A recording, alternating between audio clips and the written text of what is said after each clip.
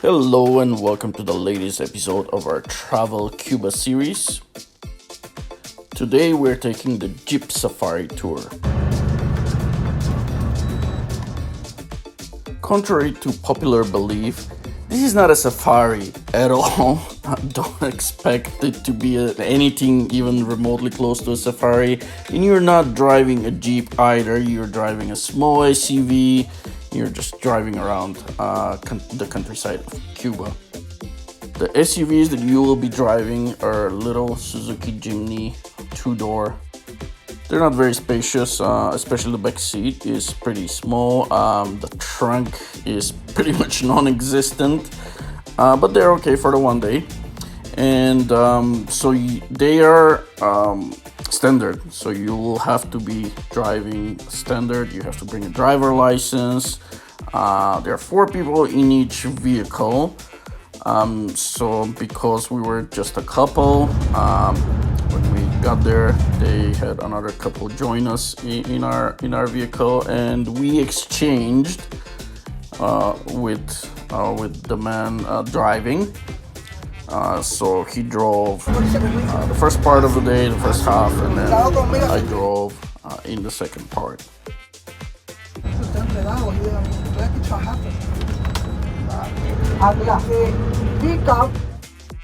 But first things first, a bus will come pick you up from the resort you're staying at. We're going to get there in just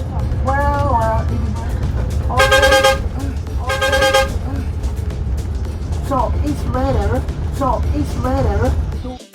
Those pickups are pretty much always late, but you want to be there on time because they could leave without you. And remember, you've already paid for this trip.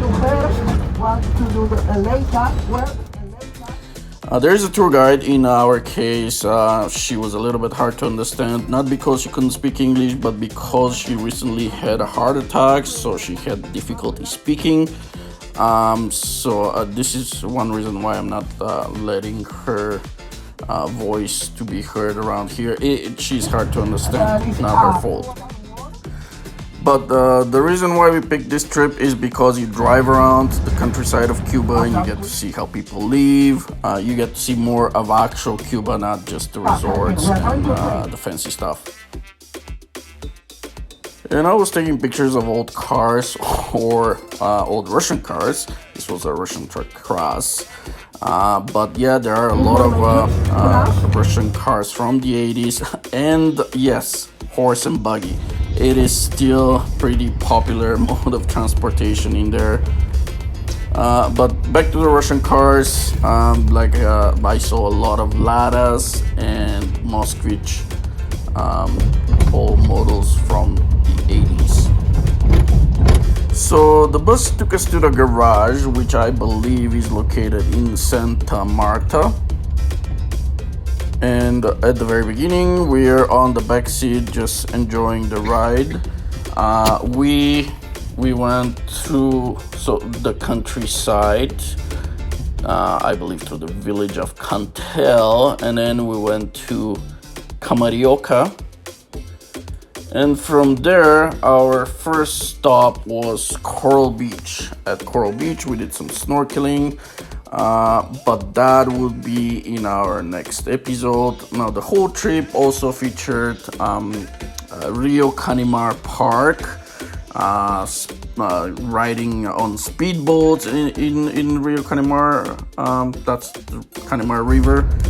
And from there, we went through the city of Matanzas, which is the capital of Matanzas province, and then we went to a ranch in the countryside. And I took over driving from there. So on the way back, we stopped at Cueva de Saturno. This is a cave with a lake inside, and we swam in the lake. And after that, we just drove back to the garage, and buses took us back to the resorts.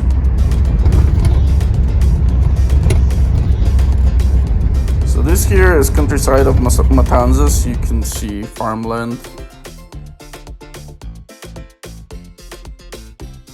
And the roads are not the best quality. Now, I did go through comments in TripAdvisor, and I saw that people were expecting to have off-roading on this trip.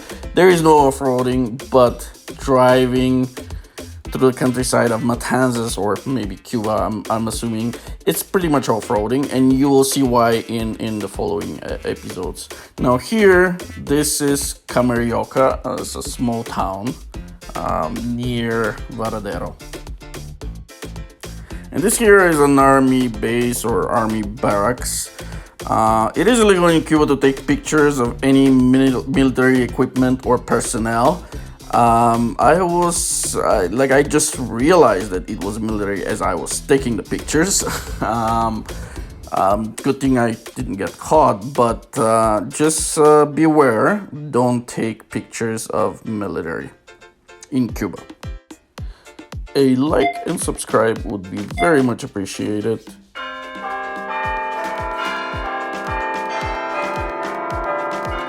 And don't forget the notification bell. That will notify you anytime we upload awesome videos like this one.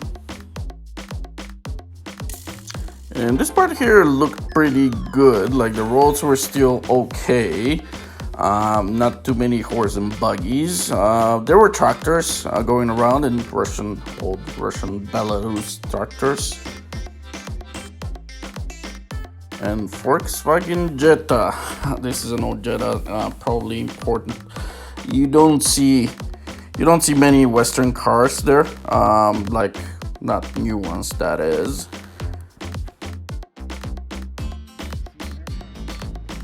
But yes, it was still surprising how many horse and buggies there are on the road, and here and there I could see signs like certain roads, horse and buggies are not allowed. So this here is Boca de Camarioca, which is the tourist section, I guess, of Camarioca. And this is again outside of Varadero, and I'm pretty sure it is cheaper to stay here.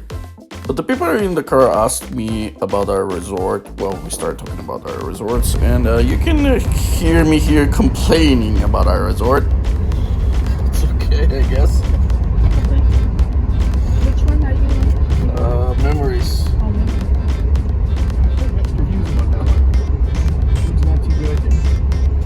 Oh, There's lots of it, so you'll always be able to find something